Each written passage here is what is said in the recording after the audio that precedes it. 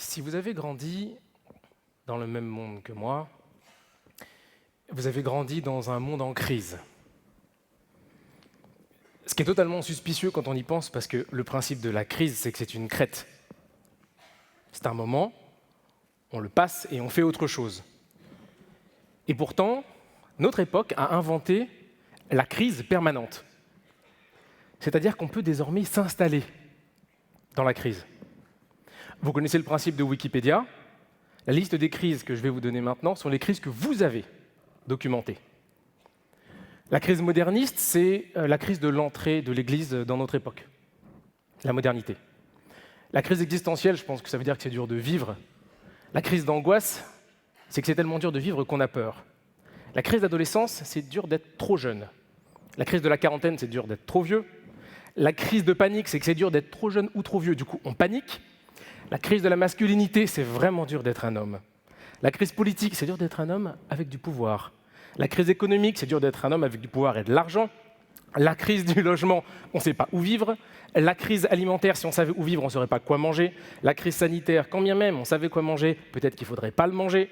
La crise de natalité, il faut faire plus d'enfants. La crise d'extinction, il faut faire moins d'enfants. La crise de l'énergie, on ne pourra probablement pas les chauffer. La crise écologique, ça va nous tomber dessus. La crise climatique, ça va venir du dessous. Et la crise systémique, c'est la crise de l'ensemble de toutes ces crises connectées les unes aux autres.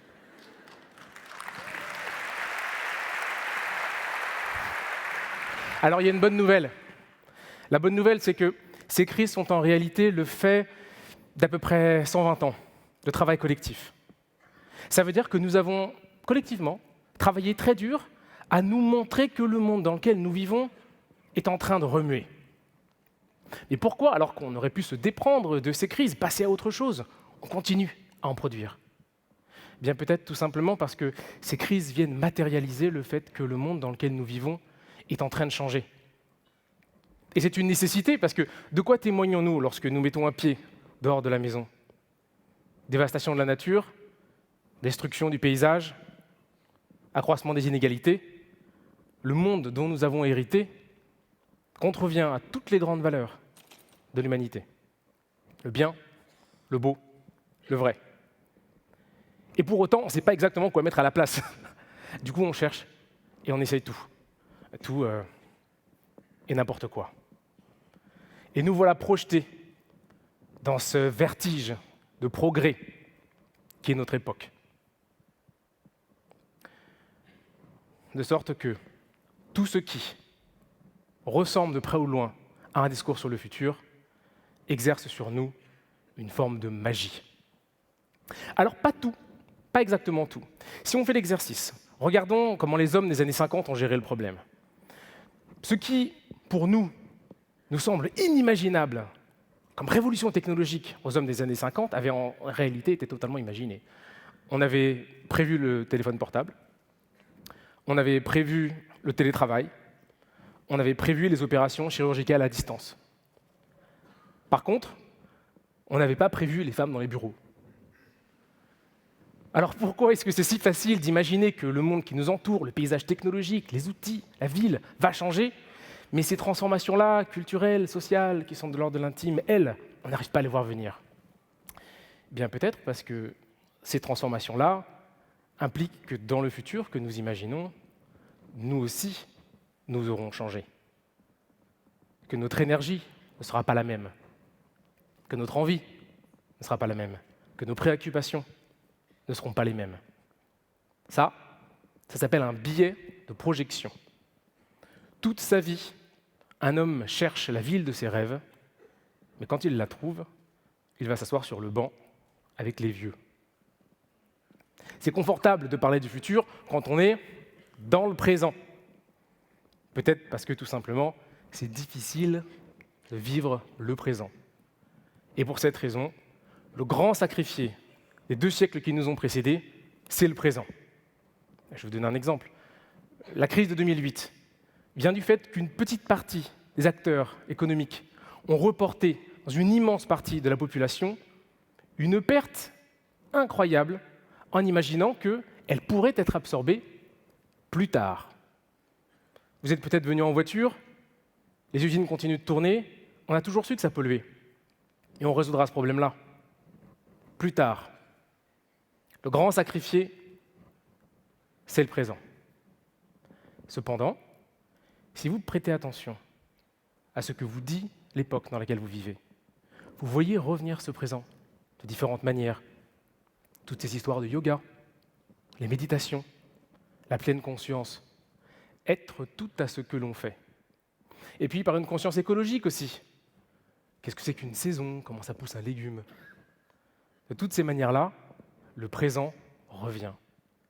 Et ce n'est pas forcément une mauvaise nouvelle, parce que rien n'est plus fédérateur que ce qui est intemporel et ce qui est impersonnel. Le présent revient. Et là, c'est une occasion que nous nous donnons de penser aux choses qui n'ont pas de date de péremption, à côté de toutes les choses qui vont nous arriver. Les grandes constantes, les choses qui ne changeront pas, qui sont là depuis une longue nuit de siècles à nous accompagner. Je vais vous donner un exemple. La question du voyage. Il y a une constance chez l'homme de l'arrachement à son sol, vouloir partir, s'élever, les rêves d'élévation, la conquête de l'air, le coup des voitures volantes aussi. Il y a toujours des voitures volantes à un moment donné dans le futur. Le voyage. Je peux vous donner un deuxième exemple. Prenez-le comme une métaphore. L'image du dragon. Vous voyez cette créature jalouse qui se mord la queue pour protéger en son sein un trésor précieux à l'intérieur duquel il faut aller. Une métaphore politique, par exemple, les capitalismes qu'il faut dépasser. Une métaphore économique, une métaphore politique comme le totalitarisme, les totalitarismes qu'il faut vaincre, mais aussi une métaphore de vos vies personnelles.